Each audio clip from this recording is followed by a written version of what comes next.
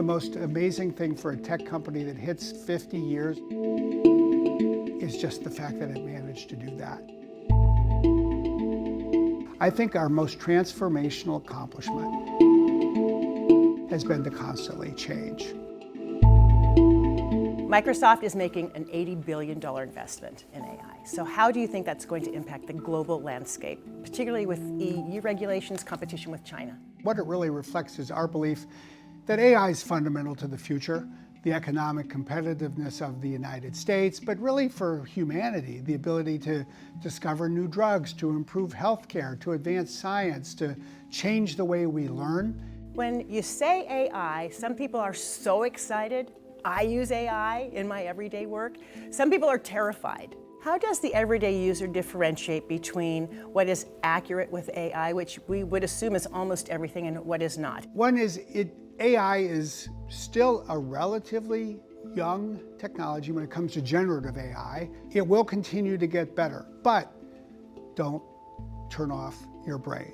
Continue to think and ask, does this make sense? If not, then ask another question, and you're probably going to get the right answer. And I believe Microsoft's training 2.5 million Americans in AI skills. So how will you address job displacement? Well, I think this is going to be one of the most important topics we'll all talk about in the 5 and 10 and frankly 25 years ahead. I don't actually believe that people run as much of a risk of losing their job to AI as they might run a risk of losing their job to someone who knows how to use AI. When it comes to environmental sustainability, what is the company doing, particularly as it relates to large-scale data centers? We're doing this work with 3 principles in mind. Number 1, we need to invest, and we are, to bring new sources of electricity online to provide the power that we need.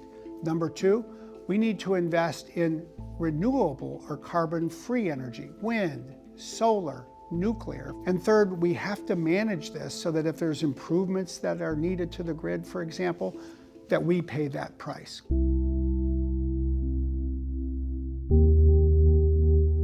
So let's reflect on 50 years. Is there one achievement or 2 that you are most proud of as you look back over your own 31 plus years with the company? There's a lot of years that were hard. From a broad perspective, go back a decade.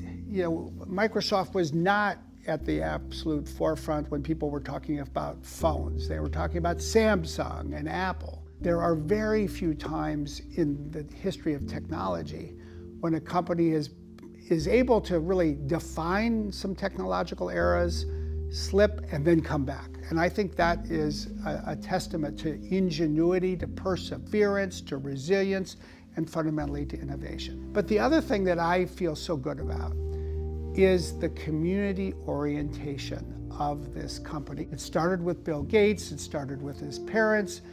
We created not just a program, but a culture where people give to the community. 80% of our employees in Washington State donate either time or money to nonprofits in this state. That's an extraordinarily high percentage.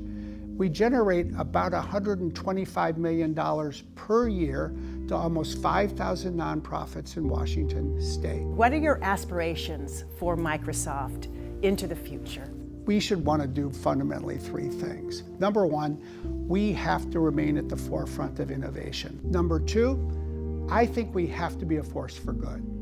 That we not only want to create technology that people use, but we create technology that makes the world a better place. And I think we can do both. And third, I feel a huge sense of responsibility, as I think all of us who are leaders here today do, for our role in Washington State. We've helped build an economy that is in part very dependent on our industry. If we do those 3 things together, then hey, I'd say the next 25 years, they should be our best 25 years, and that should be our goal.